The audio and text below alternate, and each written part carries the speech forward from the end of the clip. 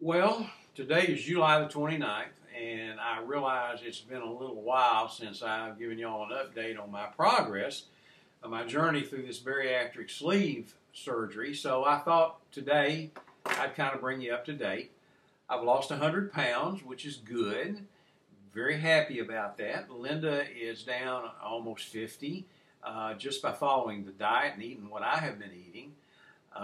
She did not have the surgery, but she has been very diligent about what she's been doing.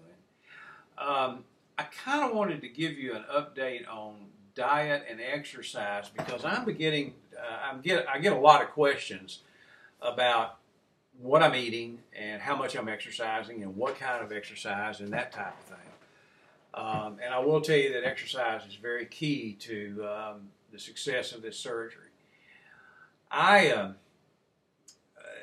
Linda has been doing the same set of exercises that I've been doing.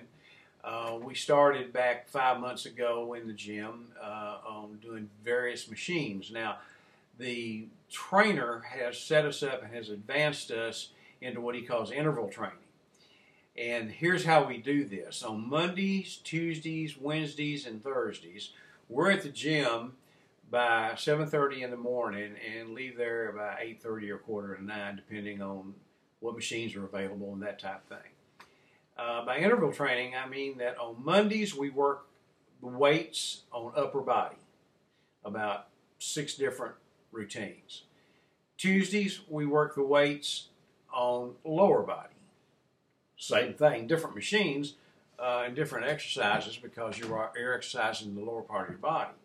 Wednesdays we go back to the upper body. Thursday we go down to the lower body again. So we're alternating what part of our bodies we're working on every other day. Now that takes about 30 minutes of the routine.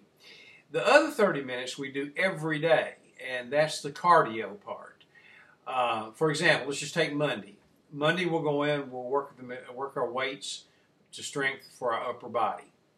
Then we will go upstairs, probably walk a couple of laps just to sort of get the blood flowing a little bit more and at a fast pace. Then we will go to the elliptical machine. Now, I got to tell you something about these elliptical machines. They must have 100 of these things in this gym, and they're all kind of different. But the ones that we use, I mean, they literally kicked my butt when I first got on them. I couldn't stay on it for over 3 minutes at a time.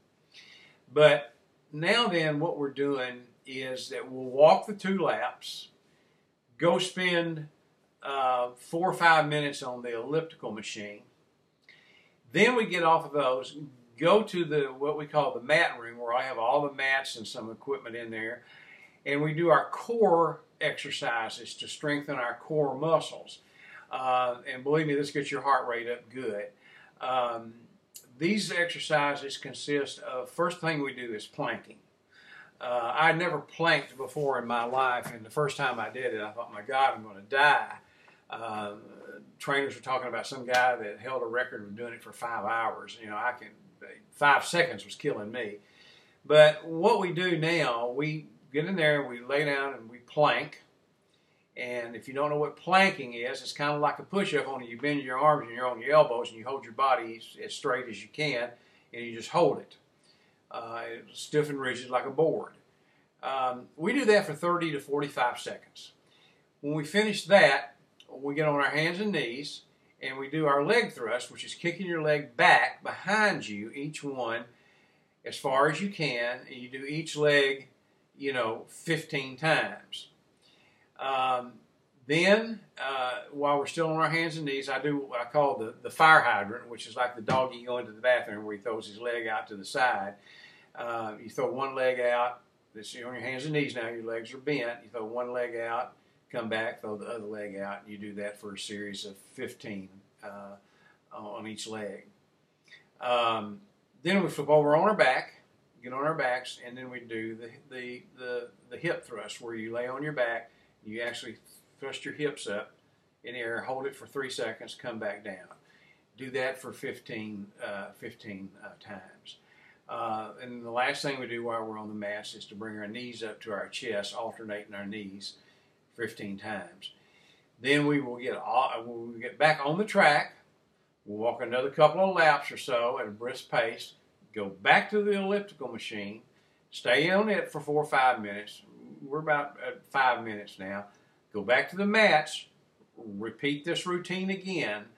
So we're actually doing 3 sets here. We're walking about a mile all total, by the time you count all the laps up.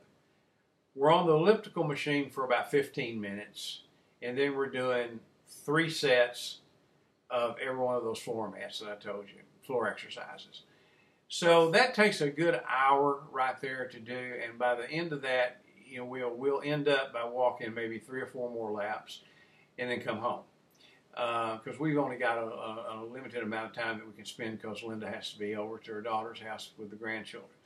So that's it. Now, as far as the diet goes, I am at about 1,000 to 1,300 calories. The nutritionist says she's not really worried too much about the calories, because my stomach's still small and I can only eat so much, but I have to eat 4 or 5 times a day.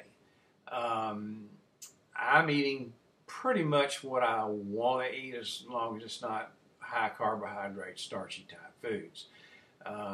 I eat a lot of red meat. Fortunately, I like red meat, which is a lot of protein. I drink protein shakes every day. I eat protein bars. As long as I get 80 to 120 grams of protein a day, I'll be fine.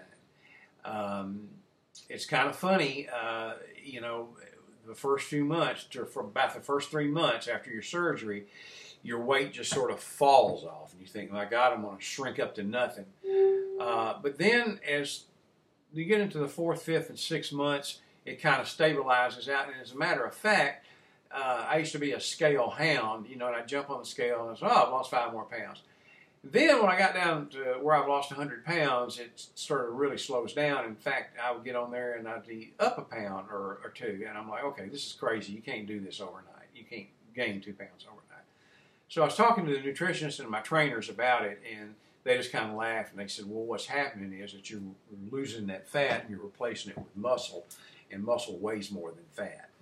And they just said, stay away from the scales. That, you know, just to pay attention to how your clothes are fitting, get your amount of protein in that you're supposed to be getting, and you're going to continue to lose weight. And that's true. My clothes continue to get too big for me, and I just don't worry about the scale anymore. So anyway, that's about where we are at this point in time, and I'm feeling better than I have in years. So's Linda. We're getting lots of compliments on how we look in our clothes, which I don't think too much about it, because I'm with me every day. But people who haven't seen me in a while go, my God, you know, how much weight have you lost? So anyway, if you have this surgery, or if you're contemplating the surgery and want to talk to me, feel free to message me on Facebook or text me, and I'll give you my phone number. You can call me. I'll be glad to talk to you about it. I'm a big advocate for it. But it's just a tool. I keep telling you, that's just a tool. You have to work it, staying, you know, where you want to be. And the exercise is a big part of it. So anyway, that's the update. Thought I'd bring you up to date and let you know what was going on. And I will see my Mayfield friends in September for the reunion. Goodbye, everybody.